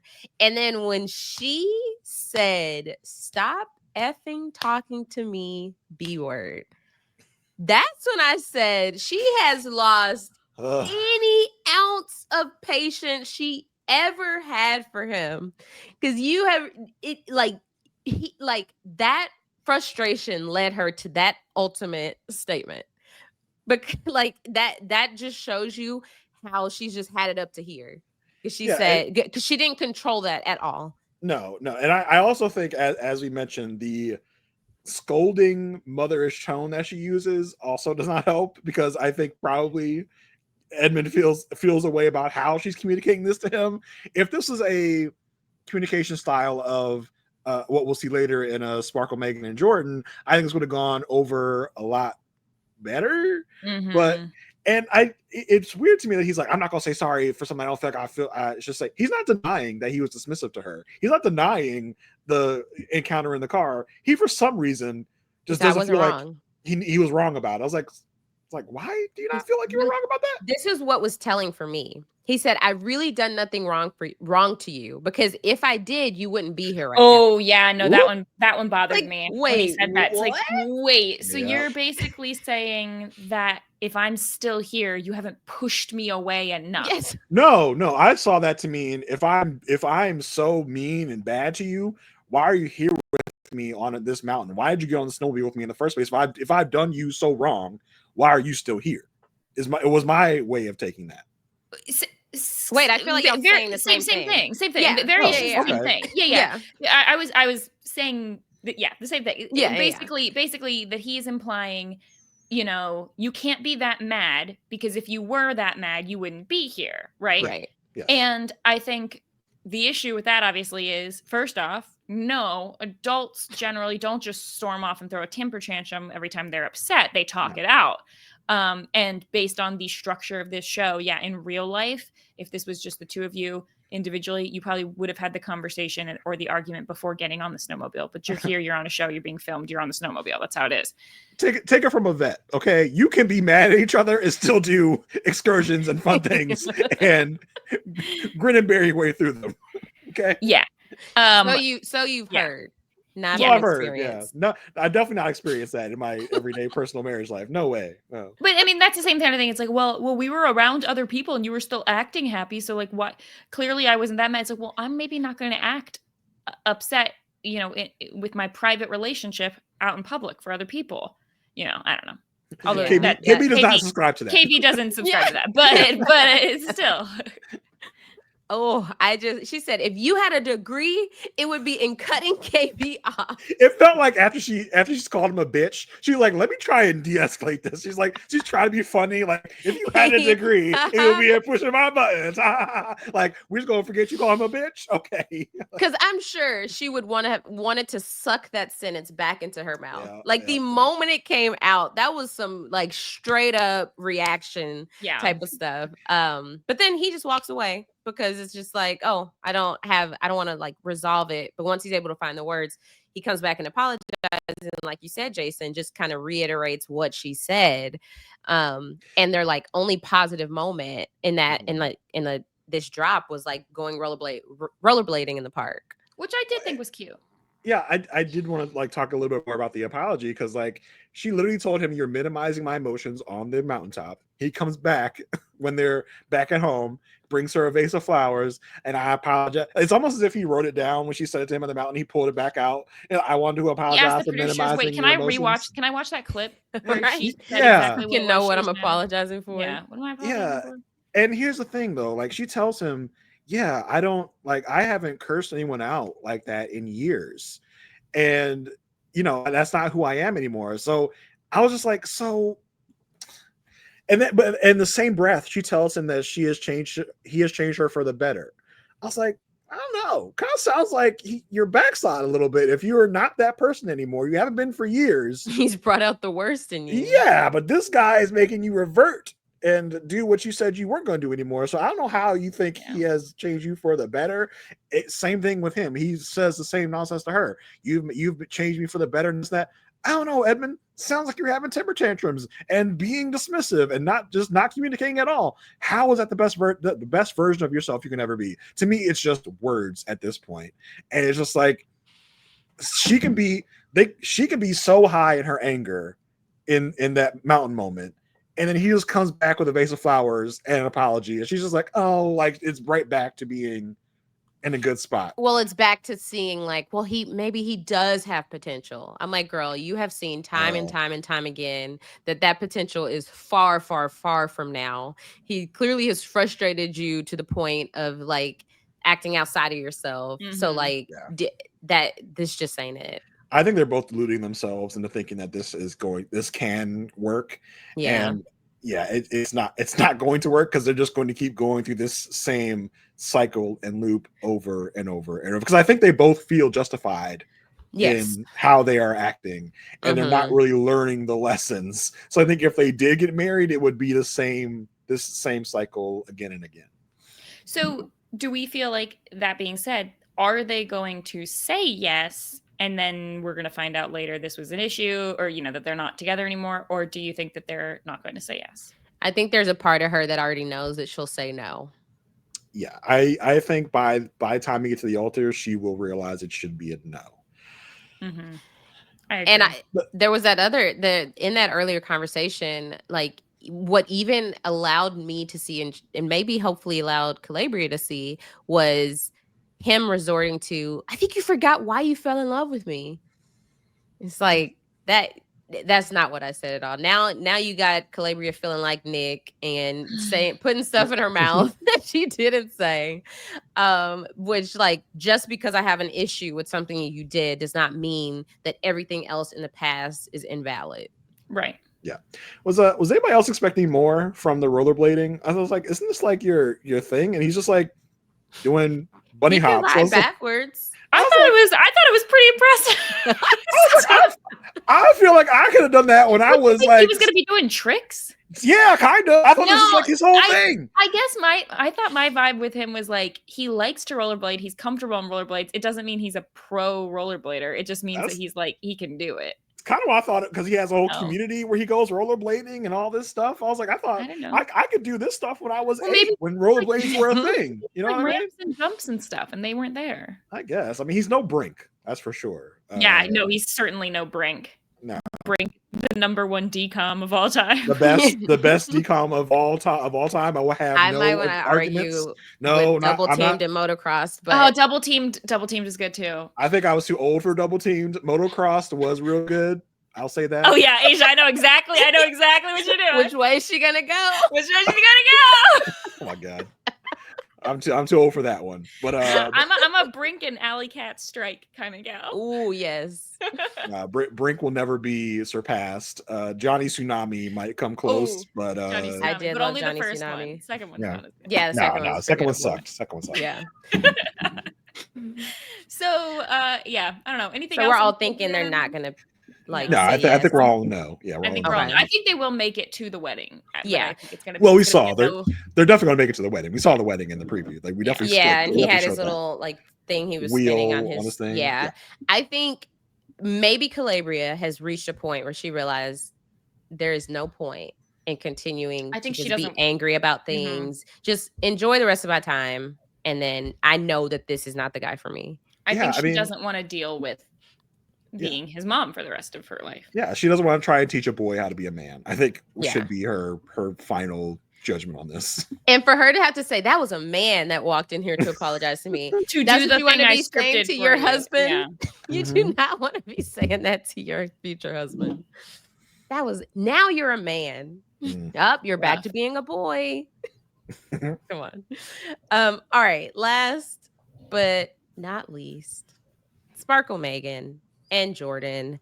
I think this was it's so funny because my mom texted me like during, I think it was after the first drop, and was like, man, all I can see that's in common with this couple is the type 1 diabetes. What more is there? And I think this was finally the time that Sparkle Megan realized, wait, all we do is talk about type 1 diabetes, Luca, and me being a stepmom. Jordan, what do we like about each other? Not a damn thing. Is diabetes the only thing that's going to hold us together? That's such a weird thing to say. Yeah, it was kind of wild, like where this just like ultimately led to that, that closet conversation. But I think it was interesting in that, we got to see them shop for hats. We got to see that she did have us meet Luca finally and had a sleepover with Luca. And that's where I feel like that's where we see like the light in her eyes, the light in his eyes, anytime they're referencing Luca. Yeah. But then when they're talking about each other, it's like he's like, well, I'm tired. Why can't I be tired? Yeah. What you guys think of Jordan's dad telling them, marriage is 10% love, 90% commitment? I was like, 10%. I was like, if I was that wife, I'd have turned to him and be like, 10%? Like, I think we gotta have a talk, my guy. You're only 10% in love with me? That was crazy. I was like, I think that's coming from that mindset that you can make it work with anybody as long as you are committed to them. Yeah, I think Anton and Allie had a similar talk at their last scene of like, it was about like kind of like what is a deal breaker and what is a moment where you have to decide this isn't for me. Where it's like that 90% commitment piece is like, it feels like even if I hate this person, I'm gonna stick it out because I'm 90% committed. Where it's just like where you should see something, if you don't like, if it's a deal breaker for you, then that should be the end of it. And I thought that was an interesting thing to bring up. Where it's like, wow, that's how you look at marriage. That's how you want your kid to look at marriage. You only have to be 10% in love. And if that's the case, you can get married to anybody for any reason and just be like, I just want to be married and I'm going to be 90% committed because I can only have to love you 10%. Do we know, was Jordan previously married? or I not? don't think so. Yeah, Okay. like you're saying to Luca's mom. Yeah, I was just curious to know Mm. because I was thinking maybe the commitment conversation might have something to do with that if he's already been through a divorce, but I don't know. Yeah, they are tricky because I do feel like in a lot of ways, especially with their communication, I think that they seem like the most mature, sort of on the same like in the same mindset when it comes to what they both want out of this. They're obviously very different when it comes to their lifestyles, which isn't always a problem. But I think like there was a bit of a wake up call in this drop of, oh, they've got a lot of differences in the way they handle their time and things that are going to be, I don't know. Yeah. I have Yeah. a feeling that Jason's not thinking that this is going to work with them. Well, I mean, and it was interesting because at the dress fitting, Vanessa Lachey's there. She's talking to everybody, and they're like, Megan, I hear you met Luca. She's like, yeah. She's like, and he's such a sweet, cute little boy. And she's like, he has diabetes, like my dad did. Like we know, we heard 1,000 times. She's like, and who better to be a stepmom to him than me? Like, what? Because your dad had diabetes? Like who? Like I don't know, a diabetes like specialist nurse? Maybe that would be a better stepmom. I don't know. It was just weird to me. And then she goes, "Yeah, but you know what? Throughout the night, his alarm kept going off. It was like I was trying to sleep, and this annoying little boy's diabetes alarm kept going off. It was just like, yeah, She's like, so that'll be an adjustment. yeah, that's part of it, though. You know that, right? It's almost as if she was like surprised to learn that was something she would have to deal with if she was with Jordan. Like, I'm gonna have to wake up every 2 hours to check this kid's blood sugar. I'm not into that. I don't want that. Like, as if she was surprised about that. And yeah, like when they get the hats done, which I guess tells you the budget of Love Is Blind. Because Asia, we had a whole season of Married at First Sight in Denver. We never went to this place. It was a very expensive place apparently to get hats made. You can set your house on fire. And Meg and Sparkle starts talking about numerology, right? And if you follow Sparkle on any platforms, you've gotten a guide on numerology from her in the last few days. And Jordan's kind of just like, wait, you're gonna use this to decide how His you're face gonna buy a during house? this whole conversation. So uninterested. So like you're being serious or you're joking. I can't tell which one you are.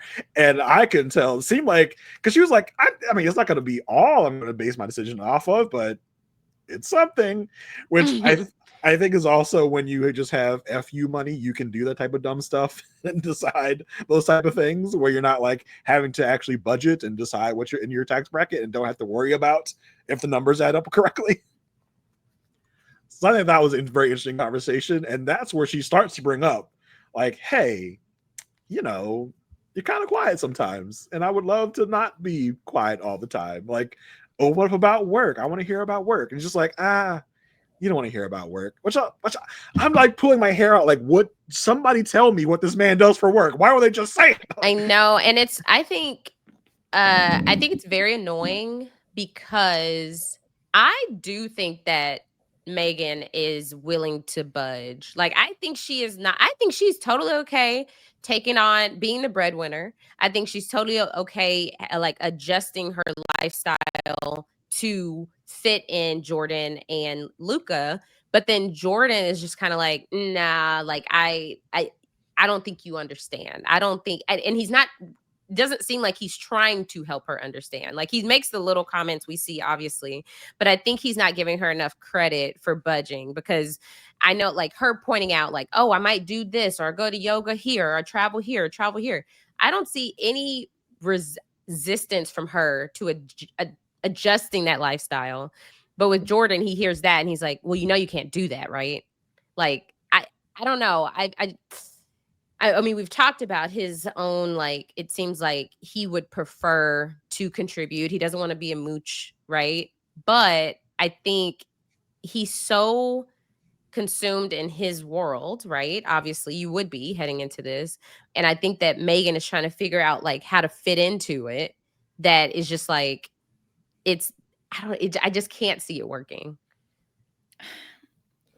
I think it's hard for me to tell whether or not this conversation where he's tired, she's upset, they both are not at their best. Whether or not this is indicative of all conversations in this way, I think the fact that we're getting this pretty important conversation about how their lives would change, or at least how her life would change, this late into it is not a great sign.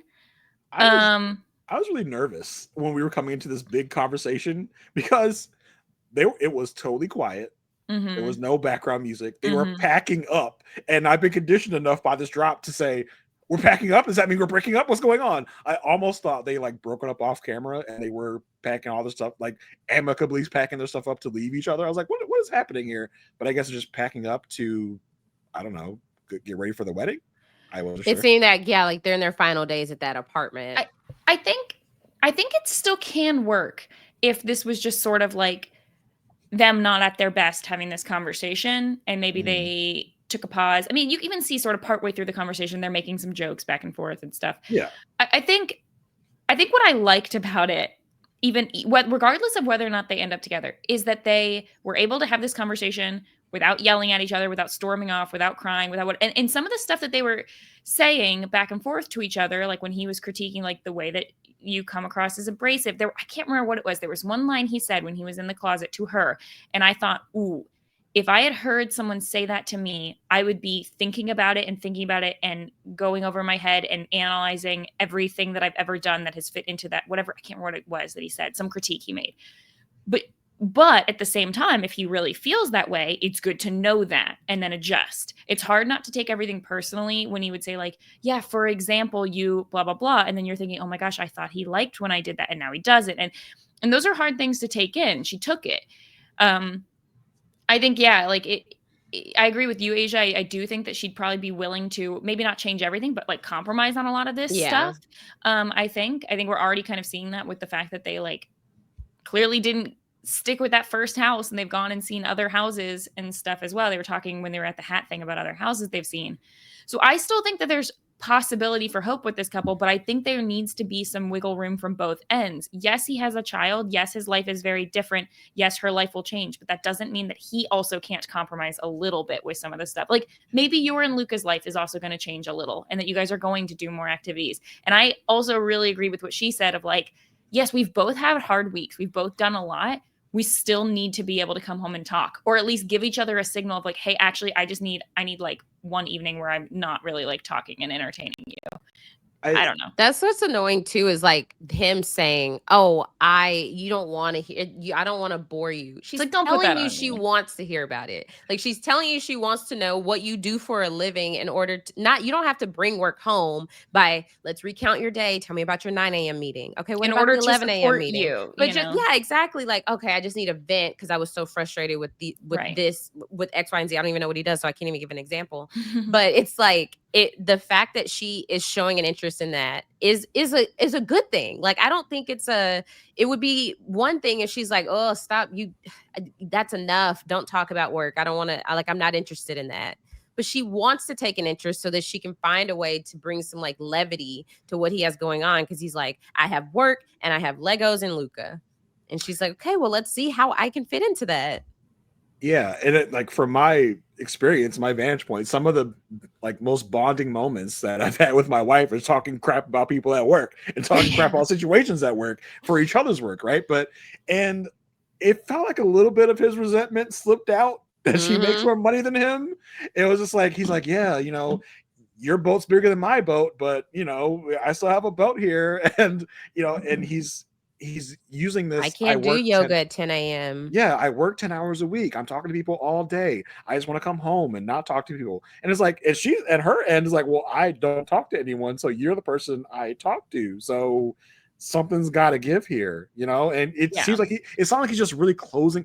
He's talking to her about compromise, and it sounds like he's just closing the door on his end of compromise at all. Right. Exactly. And I think it's like, I think a lot of the things he's saying about his life and the way that her life would change is true and is stuff that she needs to hear. I agree with a lot of that. I think he's coming at it from a very realistic perspective with having the kid. I do think though that he could also have some wiggle room. Yeah, you need to acknowledge that there are, like, it's not just come home, take care of the kid, do this, do that. I mean, he does have a shared custody situation. There are times where he's not going to be with Luca, and they can do these Yeah, things. he said Luca's never gonna live with him full time. Yeah, so it's not as if they don't have no free time together to do these things, like go out to fancy restaurants or do this or do that. Yes, he does have a work situation where he can't take unlimited time off, but there are going to be times where you can do these things with her. And I think for him to just kind of shut the door on saying like, I'm not going to have, it's almost as if he's saying, I'm never going to talk to you. I'm always going to be, I think he says, I'm always going to be tired. I will forever be tired. So yeah, that was a get big used to statement it. for me in that conversation. That was the main thing I hung on to, was he was like, what if I'm tired forever? Yeah. I'm like, okay. And then you don't want to tell me about what you're doing for work. Like it feels like you feel stuck in this position and like nothing's gonna change. So where do you see your wife fitting into that? If you were saying, yeah, that I'm never going to improve and I'm going to be like this forever, what do you want from me? What do you want me to say? Okay, You cool. you just expect me to be the quiet wife sitting in the corner watching TV with you and laughing every now and again at a funny joke. Like, she needs more. And like I think it's a reality check for Megan, because Megan is someone that, yes, she does not have a 9 to 5. She has put herself in a position where she can do whatever she wants, whenever she wants. I think she even says that at one moment. But you're not with someone that can do that. Like, that is the stark reality. Like, as much as he is saying he's not willing to move and budge, the reality is he does have a normal person job where he has to go to that job every day. He's, like he says, he's not going to be able to play tennis at 10 a.m. on a Wednesday. He's going to be at work. So she's going to be doing a lot of these things by herself. And it seems like she's now awake to that and be like, oh, wait, like, I'm with a normie that has a job. Ooh, I don't know if I'm gonna be able to, like, I don't know if he's not gonna be able to go to wine tasting with me at noon every day. He's gonna be at work. I think she's really kind of realizing, oh, this is what it feels like to be with a poor. Ooh. No, I will not put that on her. I think it's less about that, more about the time we do get together, are we at least enjoying each other's company? Yeah, and so totally. her even bringing up, like, you give me one word answers. We don't have the conversations like we had in the pods. And it's like, even for his perspective to be like, this isn't the pods. It's like, yeah, but that is why I fell in love with you, because we were able to have these deep conversations, and I was envisioning that being our relationship. And yeah, so were you catfishing me as someone that were you catfishing me as someone that was like to talk? Like now, to converse? Yeah, now we're out here and now you don't talk? What's up? What's going on? Don't get me wrong, I think they are both in a position where they're being like, oh, this is the reality of this relationship if this keeps going. So I think both of them had a certain vision of what this would be, and they're realizing that's not what it's going to be. So it was a very, like, I loved how open and communicative they were. There was no screaming, there was no whatever. They were being very real with each other. Respectful. Yeah. So it's just that I think you're realizing your life, like, this is the final realization that your lifestyles just don't mesh, and they won't. Yeah. So I don't know. I think this was, they kind of like laughed it off, and they were at the, joking about him being funny and stuff, but I just don't know if this was like a pivotal conversation in their is that even a word? No, pivotal pivotal conversation for their relationship, because it is very eye-opening. So if neither one is willing to, I guess, if she's not willing to show him the ways that she's willing to compromise, and if he's not willing to compromise at all, like, long term, how can this work? And she tells him, she's worked her ass off to have the flexibility that she has. She knows marriage is about compromise, but not a complete lifestyle overhaul. This is going to be kind of a lifestyle overhaul when you are involved with a 5-year-old, and you're involved with someone that cannot just say, that is not a CEO of a company and does not have a day-to-day responsibility to go to a workplace and work.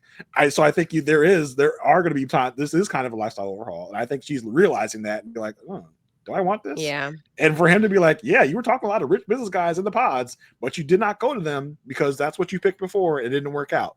So that's why you got with me. I was like, yes, but like, does she want to sacrifice her freewheeling lifestyle where she could get with a Mike and, probably go to tennis with him at 10 a.m. on a Wednesday because he doesn't have a day-to-day to go to? That's kind of the this or that. that Megan's Yeah. finding. Now there is someone out there that is the perfect blend of the this and that would fit her perfectly. She just hasn't found it. Yeah. And I know there are people online questioning Luca's intentions. Luca's intentions, not Lucas, Luca's. I was like 5-year-old's intentions are important here. Why does he want to meet Megan? No. What's in it for him? Is he just in it for the Legos? Questioning Jordan's intentions because Jordan and Luca's mom launched a book called Dear Luca that they have just been like promoting heavily since like Love is Blind came out. I think the first post about it was August 18th. So it was like just before Love is Blind. And they're like, it's this big push for this new book that they kind of wrote together. And it's just like advertising two friends teamed up to share kid-friendly stories. So that is one interesting thing. I mean, kind of goes back to not as bad as Joe, where it's like just went on to do this. But I mean, you could question everyone's intentions till the cows come home. Yeah. We're never going to get a straight answer about that. So I'm not here to accuse anyone of anything. But I mean, if you I'm kidding. if you do find an opportunity in this, like I would not begrudge anyone for taking it. But yeah, it's definitely it's definitely one thing to have like intentions to do something for a certain thing, and there's another thing to capitalize off of the attention that you do have. Totally. But yeah, that's all. That's just one thing about that. So do we think the Netflix promotion machine is tricking us into thinking one way or the other? Where are we at with that? I don't know. You know what? I could see Sparkle Megan saying yes, and I could see Jordan saying no. Okay. I think I've decided that they are not. I don't know whether they get to the wedding or not. I think they will still be together at reunion. I do not think that they will say yes at the altar or even necessarily get to the wedding. But I think they will still be together. That would be a first, I think. I know, but I think that it's possible that they, because of the kid factor, I think they do care about each other, and I think they do actually work together. I think they've just got more to deal with and decide and think about that can't be done in this 4-week period. Yeah. Seems like a very measured, mature thing that I think both of them have the capacity to do. That's what I'm saying. I think that definitely could be an option.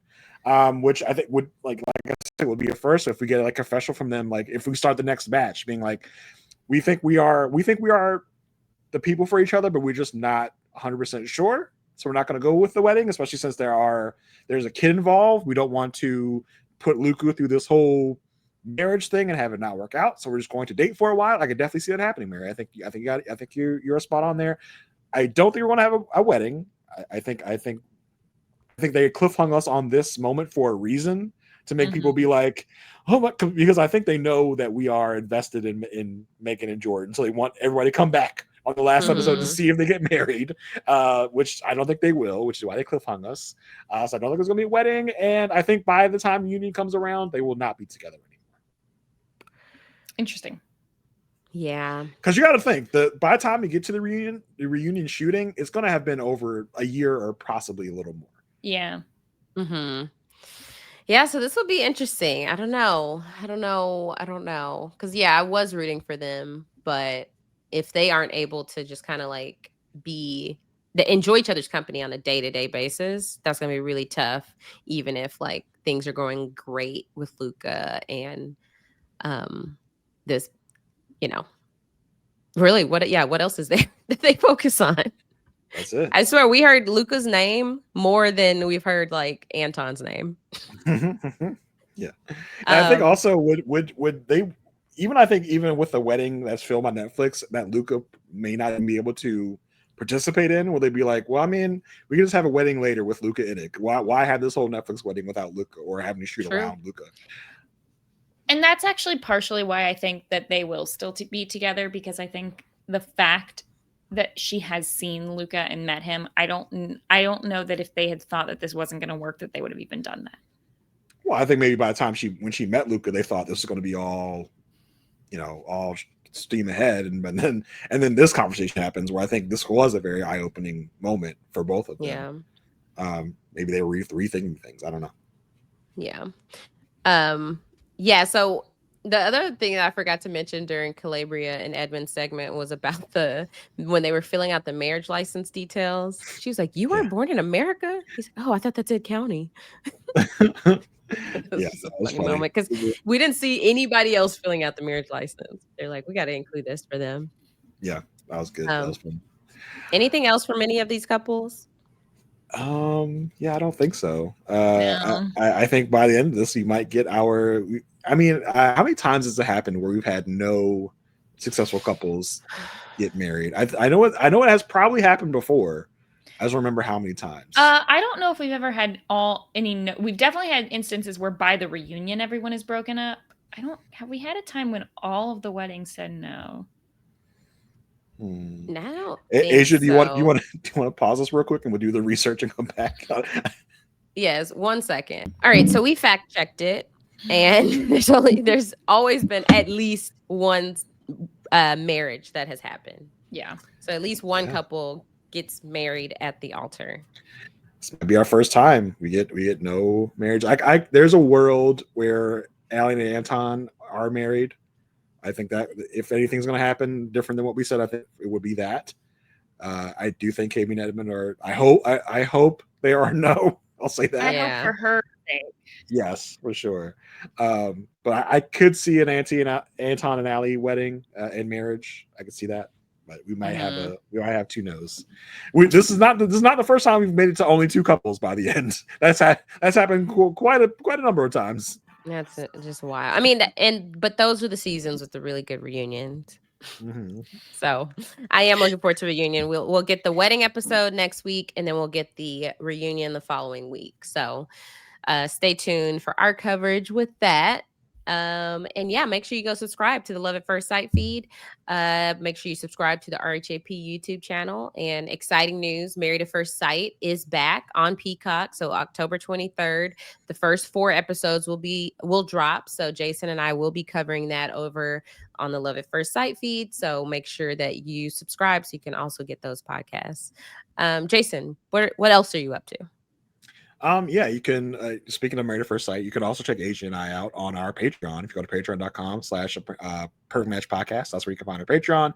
$5 a month. We are covering older seasons of Married at First Sight right now. We're finishing up season 11 at the moment, one of the best seasons out there in Married at First Sight. And once the new season starts, we'll be having bonus coverage of the current season where we'll be taking questions, getting feedback, and digging in a little deeper on some of the episodes there. You can also check me out on The Good Pod with Marissa Garza, where we are rewatching the show The Good Wife and also talking about the current season of Elsbeth, all in the Good Wife universe. So check that out.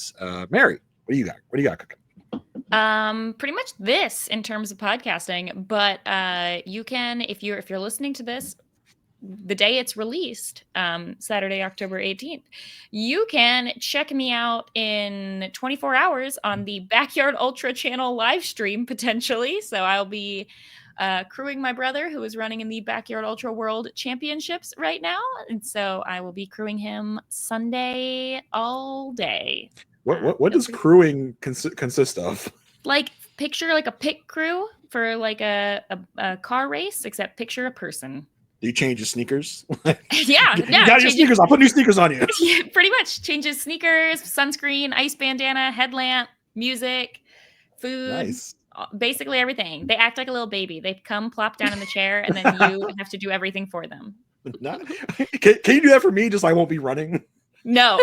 During the podcast, we see your wife like patting you down, giving you massage, some new water. Yeah, exactly. Here, I think you need a throat lozenge. Dust off a microphone. You need a podcast crew. Yeah, exactly. Yeah. Awesome. So yeah, y'all can follow me at Aysha like Aysha. That's AYSHA like ASIA. soon my podcast with Matt Liguori and Amon Adwin will drop on the Diary Room Pod. And then, of course, diving into all things Married at First Sight. So very excited about that. But we will be back next week to talk about all of the weddings and seeing what happens. So hoping for the best, but really we just want each individual to be happy walking away from this. That's really the goal. I just want mess. Wow, that's so nice of us. All right. Thank y'all so much for sticking with us, and we'll see you next time. Bye. Bye.